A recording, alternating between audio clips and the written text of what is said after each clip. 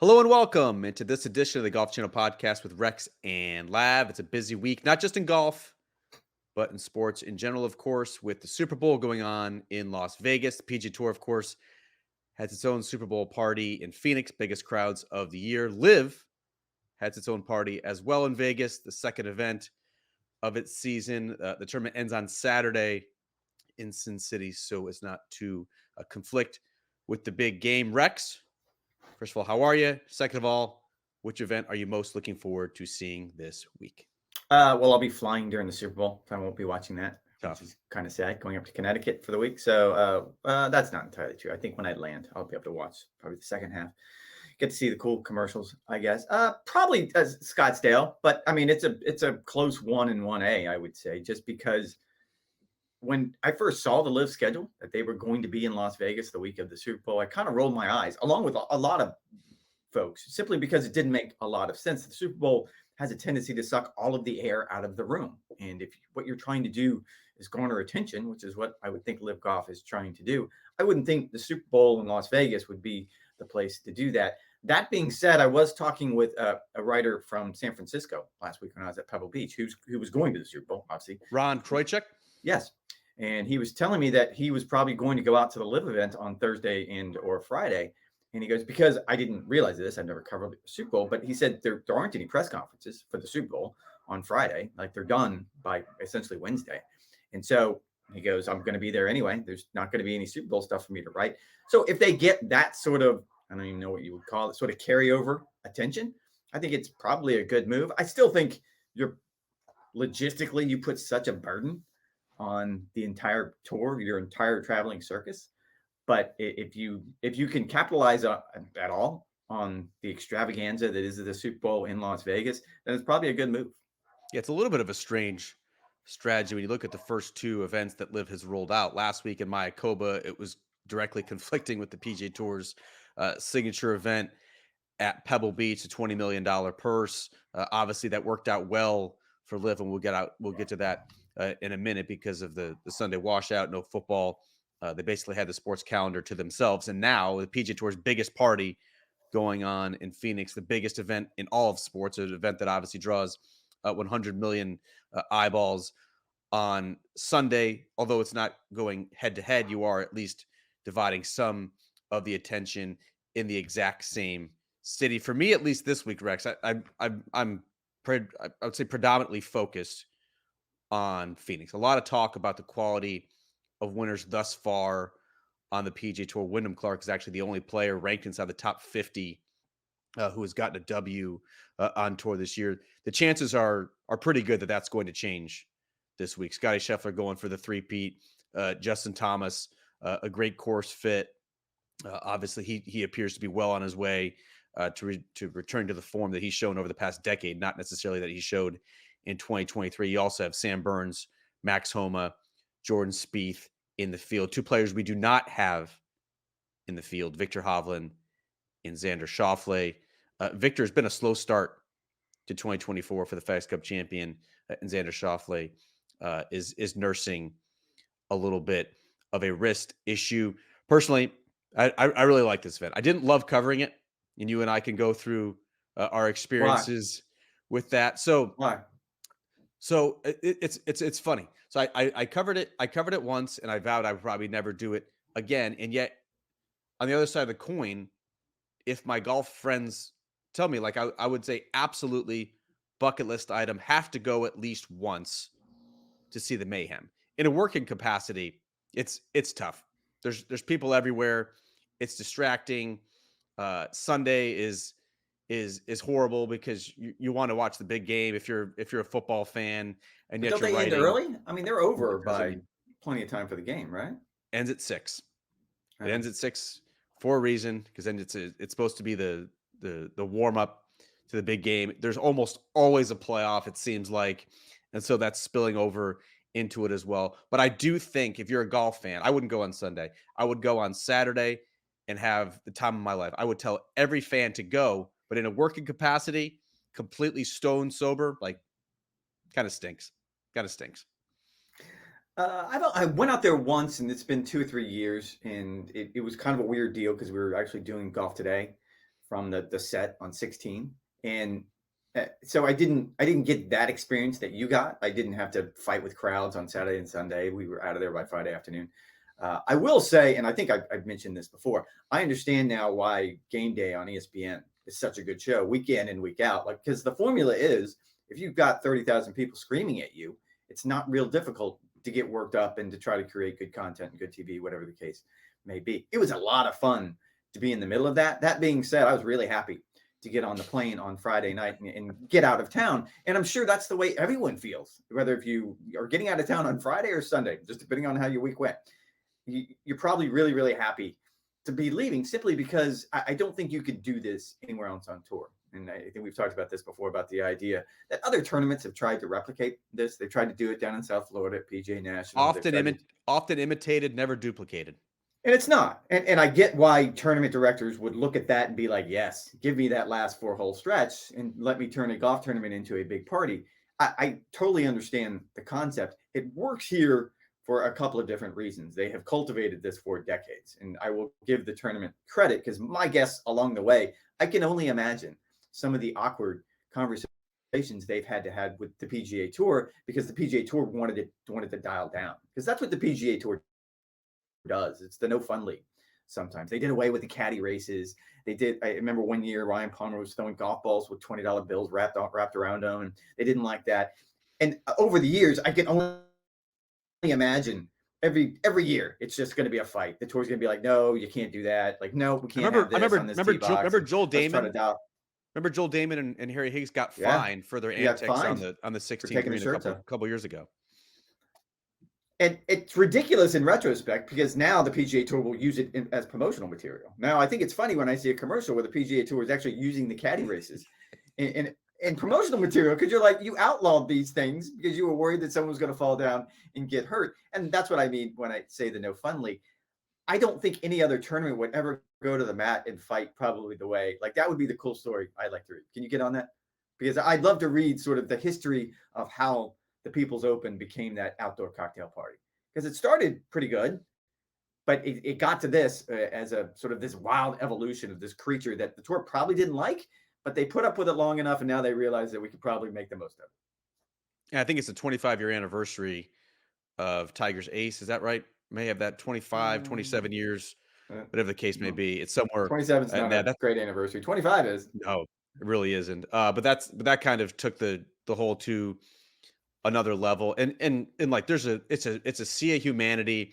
And I always say, like, for 14 holes, you can go play golf in relative anonymity. And for the last hour 15, it's just sheer mayhem.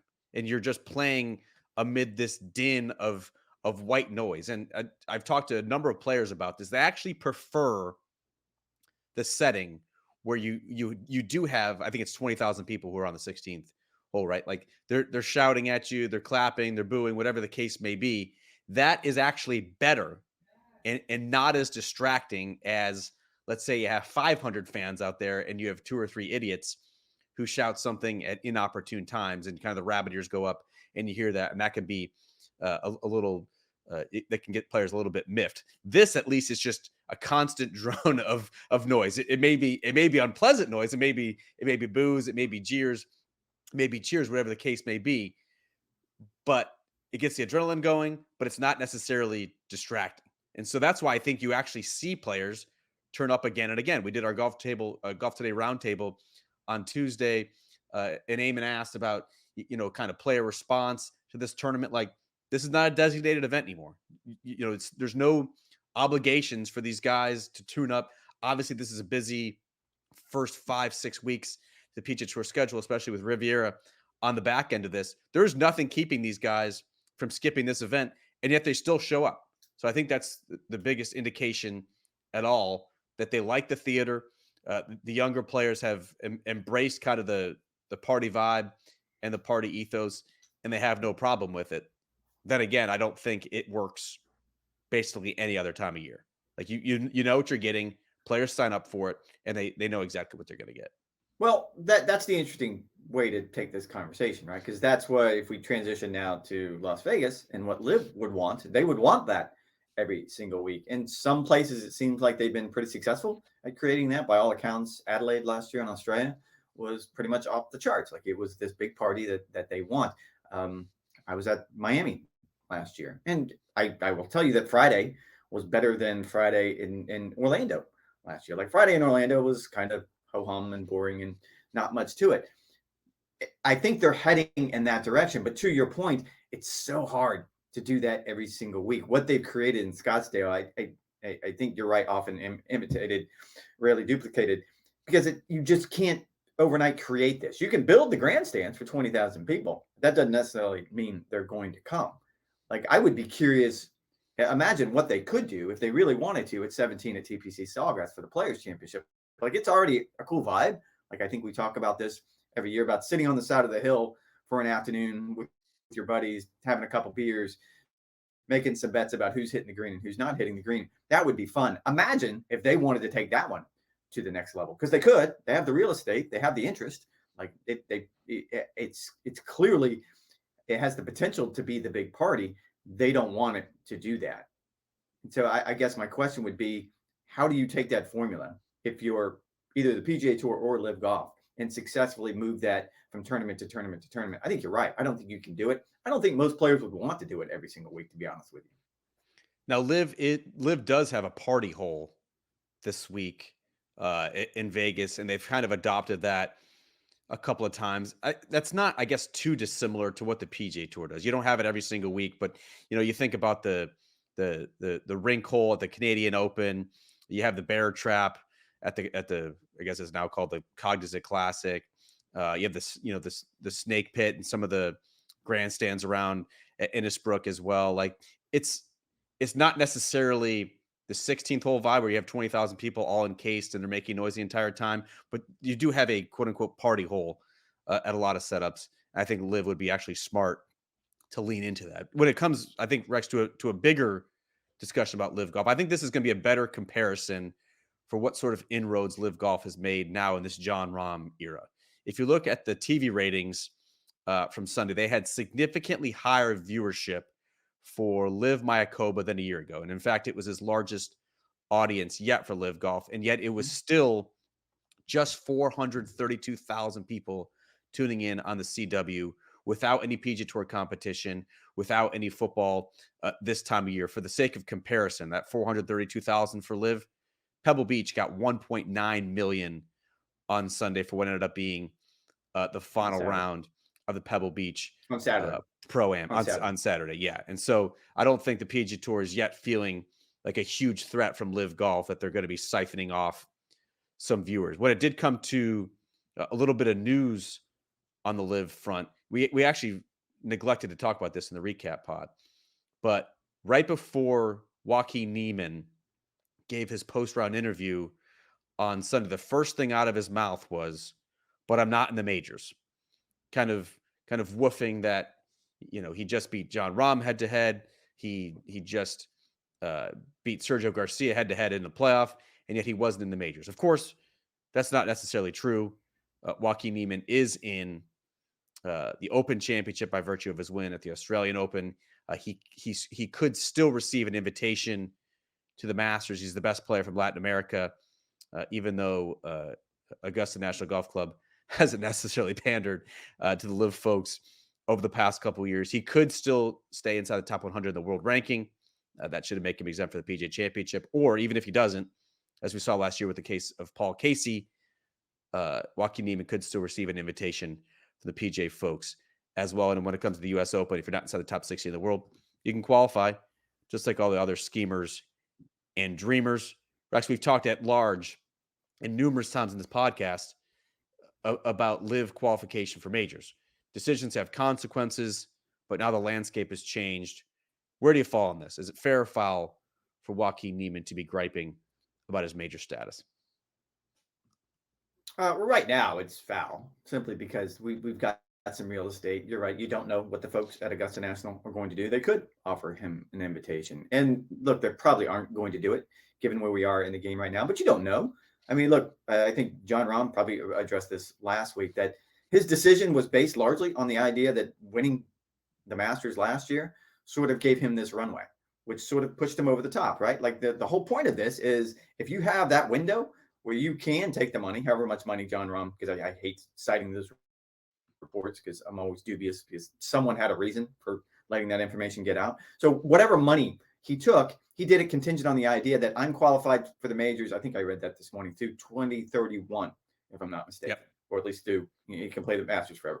And so, yes, that makes the runway so much longer. That's why it was such a much more difficult conversation for the likes of Joaquin Niemann and Taylor Gooch and everyone else we can have this conversation about. You chose to take the money knowing that you weren't qualified for the majors. You chose to take the money with the idea that, okay, Liv Golf and Greg Norman are telling me that we're going to get world ranking points. I think everyone who had even a modicum of interest in this story and a modicum of understanding and how this worked would have told you that, yeah, that's not going to happen, at least no time soon.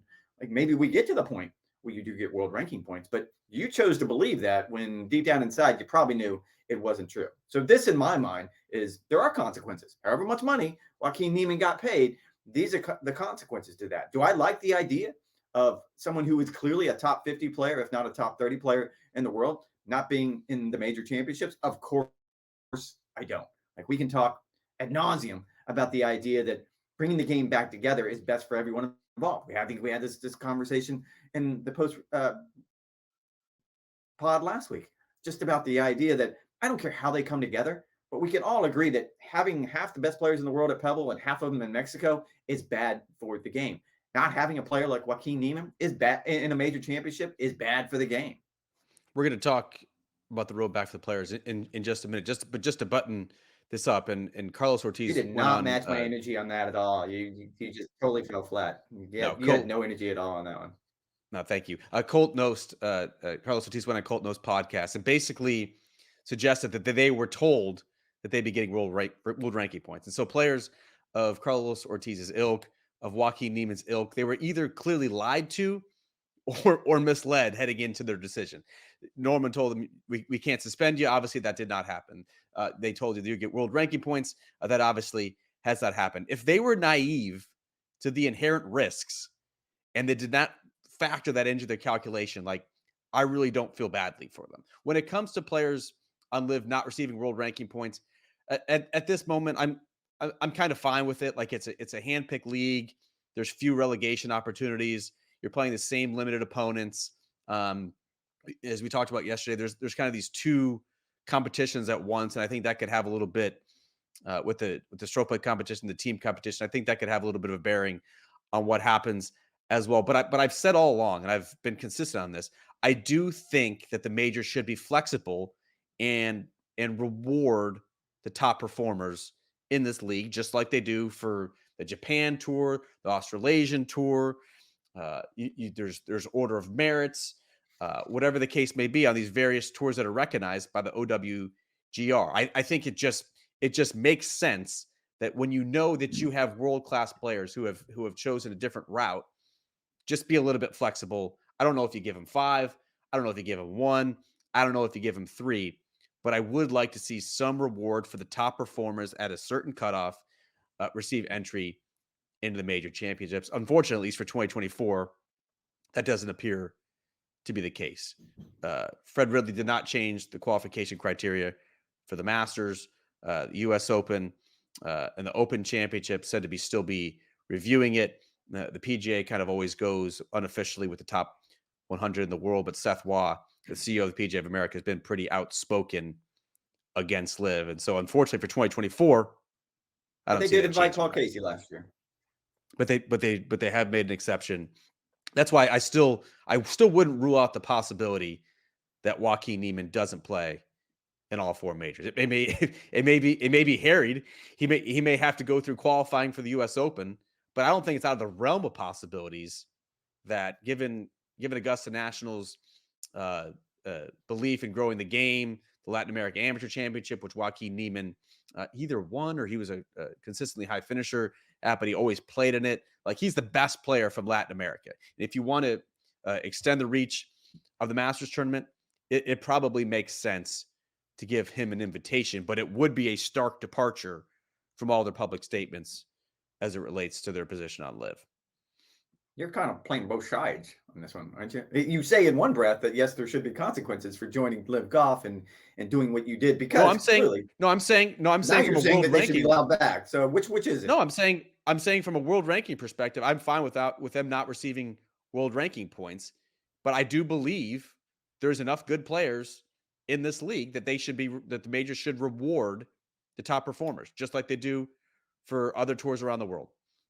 And the way you've done it, and we've talked about this before, is the easiest pathway. And I don't know what the magic number is either, top 5, top 3, whatever the case may be. I would tend to agree with that. But again, this kind of goes against the notion that we both just made, that there needs to be consequences. And if you were a guy like Joaquin or Taylor Gooch or anyone that didn't have that runway that a John Rahm had when it came to the major championships, you probably needed to come to grips with the idea that I might be done in the majors. That's why you got paid all that money. That's why there was a premium on you signing in this league. It wasn't out of the goodness of their heart that they gave you all that money. It was because they knew you were giving something up.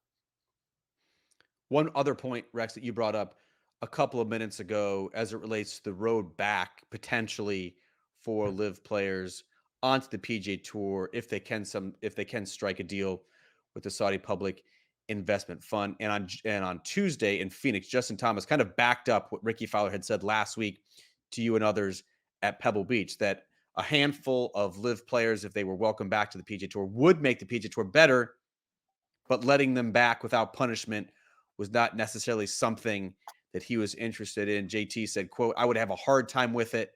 And I think a lot of guys would have a hard time with it. Roy says, bring him back. JT and Ricky say there has to be some sort of punishment. What do you think? This is probably one of the biggest sticking points in the negotiations period. Like we can sort of, and we've done this before, where we break down the actual details of what this potential deal between the PGA Tour and the PIF might look like. This is a multi-billion-dollar deal with a lot of moving parts. Very, very complicated. By all accounts, the sticking point, the thing that's going to either let this happen or keep it from happening, is how will you create this avenue. And I can tell you from both sides' perspective. One, from the live players' perspective, they don't have a lot of interest in paying their pound of flesh, whatever it is they decide that's going to be, whether that's some sort of fine, whether it's some sort of suspension. They don't have a lot of interest. Actually, most of them I talk to don't have a lot of interest in coming back playing a PGA Tour, full PGA Tour schedule. John Rahm does. He said there's a handful of events. He said this on He Tuesday. said there's a handful of Vegas. events. He didn't say there's 15 events. Oh yeah. He didn't say a full I mean, schedule. he does. Yeah, he wants to pick 4 to 6 events on the PGA Tour that he has particular fondness for, in addition to playing the live golf schedule. Yeah, he's not looking to play 30 times a year. They're not going full Patrick Reed here. And Brooks Koepka said the same thing last year. I think Dustin Johnson has said the same thing. Now, on the other side of this, when Rory made those comments last week, I think it rippled across the tour. Like, I don't know how many text messages I got from players with just wide open, the round face, wide open eye emojis. Like, well, what's happening? Like, when did this become a thing? Head blown. Because it's going to be a sticking point with the players. And Jay Monahan and the tour have almost backed themselves into a corner by doing this the way they have done it. And he had to. After June 6th, there was going to be a rebellion if he did not get everybody on the same page. He had to do the framework agreement in secrecy. He probably knew there was going to be a lot of pushback. And as a result of that, now the players have the majority voice in whichever direction the PGA Tour goes. That being said, the players are not going to be happy allowing those players to come back without any kind of penance, whatever that might be. And look, we can sit here and go through it. One of the good ones I heard was, don't even do a fine, don't do a suspension, allow them to come back and they can play as many or as few events as they like. But for every one event that they want to play, they have to add another event to their schedule that they've never played before. Whether if that's, and again, I hate picking on tournaments, but that could be the John Deere Classic, the Cognizant Classic, whatever the case may be, where, sure, Dustin Johnson, you can come back, but you're going to do this at the benefit of the entire tour. What about the possibility of just having them back on sponsor exemptions?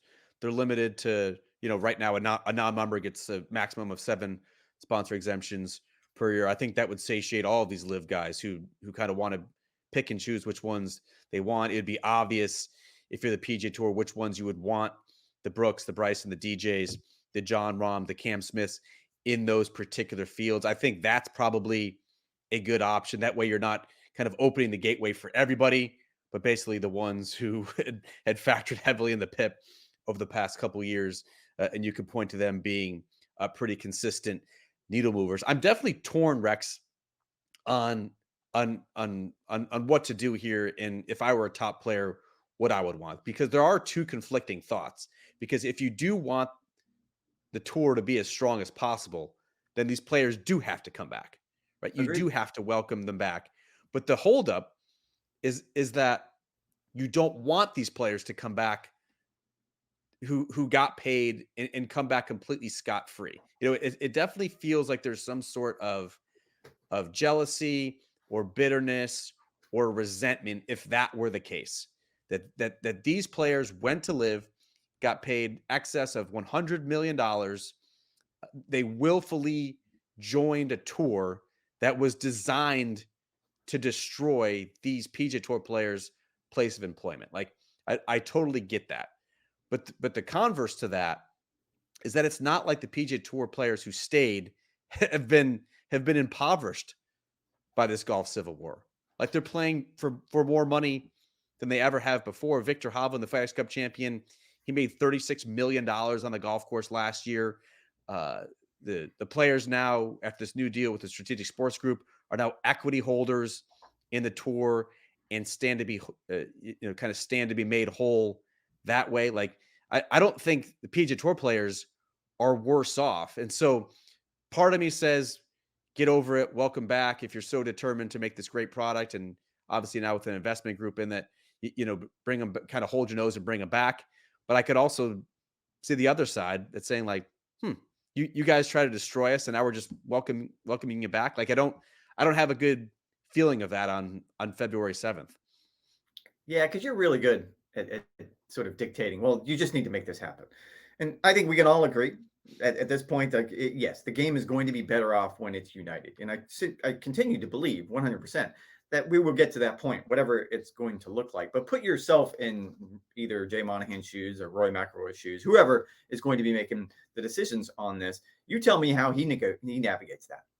Like, it's really hard based on what we know. I mean, you've talked to enough players too. You know there is a level of vitriol out there among PGA Tour players who stayed loyal to the PGA Tour that you're going to have a hard time selling them on this. Now, one of the arguments that you just pointed out is that the rising tide has lifted all boats. And you can definitely see, you can make that argument. You can put it on a blackboard and be like, look, you made this much last year and it would have been this much had LIV Golf not existed. Like, we can quantify that. There's hurt feelings. There's sort of grievances involved here. There's friendships that aren't friendships anymore. It's going to be tough to navigate that. I wouldn't want that job at all. I mean, that's essentially going to be the toughest part of this because there is no easy answer. The rest of the things, we can sit here and come up with easy answers. Like, how do the players who remain loyal to the PGA Tour, how do they get compensated? Well, we know that now. It's called equity. And everyone's going to get their piece of the pie, whatever that might be. And, what is it all going to look like? Well, now we have an idea with SSG involved, and if PIF is here, and PGA Tour Entertainment, and a global tour. We've talked about that before as well. The one thing we can't talk our way around or create an easy avenue to is what this pathway is going to look like. I wrote about this last spring. Like, go back to last spring at the Cognizant, which was the Honda Classic then. Like, that was the story I was writing then and how delicate and difficult it was going to be. We're still talking about this in circles a year later. It's not going away. And I think it's just such an interesting wrinkle now too, Rex, with SSG coming into the fold.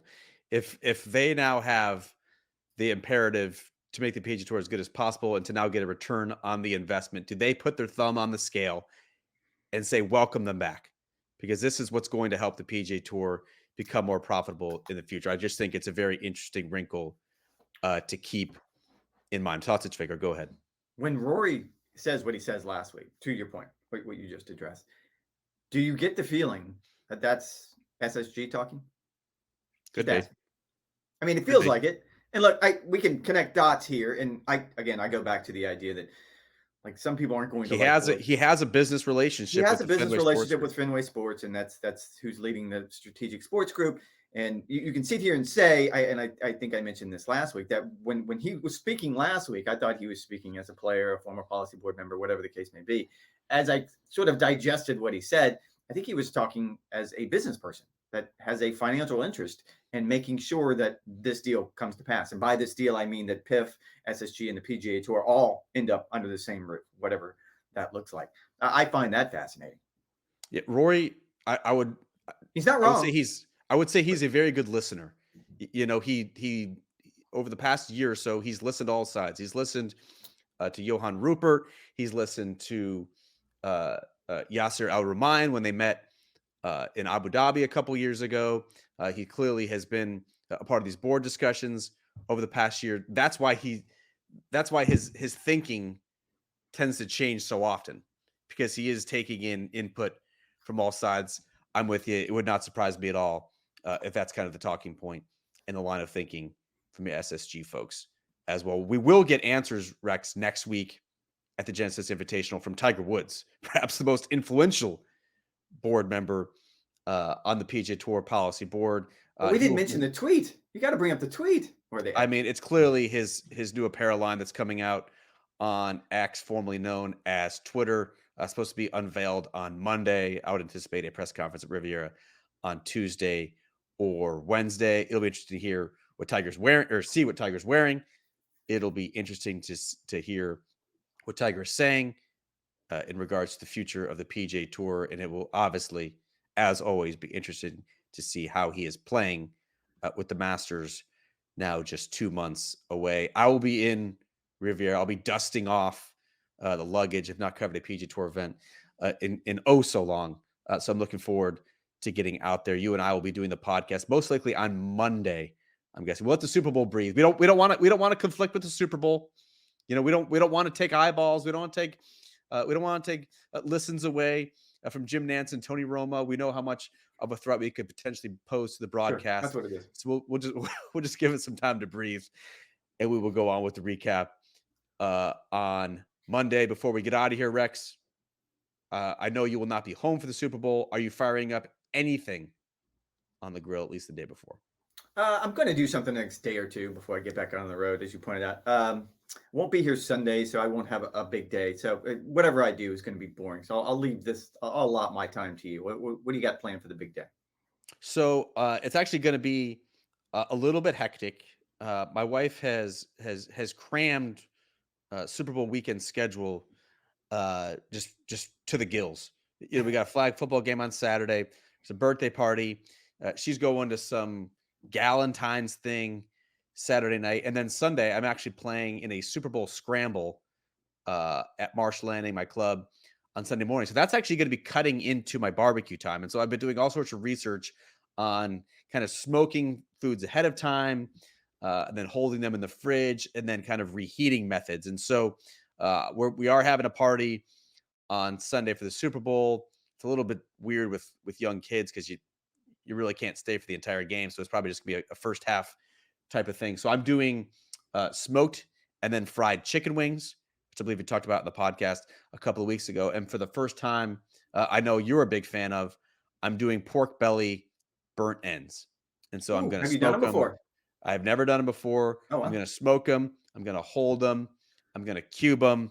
And then I'm going to fry them and sauce them afterward. And then I'm hoping everyone else brings other sorts of delicious things. If you have any tips, share them now with the people at home. I cube them beforehand, but I've seen it done both ways, where you do them after the fact. So I cube them before I smoke them. And then I think I did fry them last time. It creates, actually, I think my youngest son fried them for the first time just because we wanted to get an idea. They are delicious. However it is you do them, they're really, really heavy. Like I've discovered, it's not really a meal. It's more like an appetizer. Where, you know, which is what we're kind of do. We're trying to just do finger foods. You know, you grab a couple wings, you grab a couple pork belly burnt ends, you do some buffalo chicken dip, whatever else the guys bring. But yeah, you can't sit there and just put down an entire platter of them because you'll need to be wheeled out of the place. And there's different kinds of sauces that I found. The one from Over the Fire Cooking, Derek, he does a really good job with his. And it's again, it's kind of heavy and it's on the sweet side and savory side, which fits perfectly with that type of meat. But yeah, it's heavy, but it's delicious. Pick to win. Chiefs, Niners, who is it? Pick to win. I'm gonna go with the Niners, but I think that's just me wanting there to be parity in every sport. I just pine for parity. I don't even know. I have no dog in the fight. Like I don't really care about either one of these teams. Joe Thuney, the offensive lineman for the Chiefs, being out with the torn pectoral muscle, I do think that is a big deal when you look at the playmakers that the Niners have on both sides of the ball. But I think with 2 weeks to prepare, I'm still going with the Chiefs. Andy Reid is an offensive genius. Steve Spagnuolo, the defensive coordinator for the Chiefs. Brock Purdy has started very slow the last 2 games for the Niners. They've escaped with wins both times, obviously, but I do think with 2 weeks to game plan, they can put a clamp on them. I do think the Chiefs will win. I think the Chiefs are underdogs. I think they're two or 3 point underdogs, and Patrick Mahomes on the trajectory to become the GOAT in NFL history. He is not an underdog by any metric. This is the podcast you wanted to do, isn't it? Like we just wasted the first 30 minutes because you finally got to the podcast that you wanted to do to give all of your Super Bowl hot takes. No, the podcast I want to do, which we will do in early September, is the fantasy football podcast. That's where I really shine after a couple months of research. I won 2 championships this year. Like I'm riding high. That's all the Super Bowl takes I have. I'm actually worried about my 5 a.m. flight and making sure I can catch that on Monday morning. I was about to say, you're really out of practice. Do you even know how to get to the airport? Like you're Yep. probably going to need a reminder. Straight shot. Park on site. Jack's Airport is super easy to get out of. I do have some new Gore-Tex shoes that I'll be debuting. I can talk about them on the podcast next week. I was sick of getting head colds after trudging around the dewy grass in the early mornings. That's particularly apparent at Riviera, where the temperatures are always like upper 40s in the morning, burns off and gets you mid 60s during the day. But I'm sick of having wet and cold feet, and so that will not be an issue in 2024. I look forward to showing those off on next week's podcast video. All right, but that's going to do it for this edition of the Golf Channel podcast with Rex and Lav. Busy week in golf. That's why you can go to NBCSports.com/golf for all the latest news, notes, and features. Keep in mind, PGA Tour and LIV Golf both start on Thursday. LIV ends on Saturday. Phoenix Open, of course, ends on Sunday. Maybe. We'll be back next week for a recap pod, as well as a preview of Tiger Woods' return to competition in 2024 at Riviera. We'll talk to you guys in a couple of days. Enjoy the golf and the Super Bowl.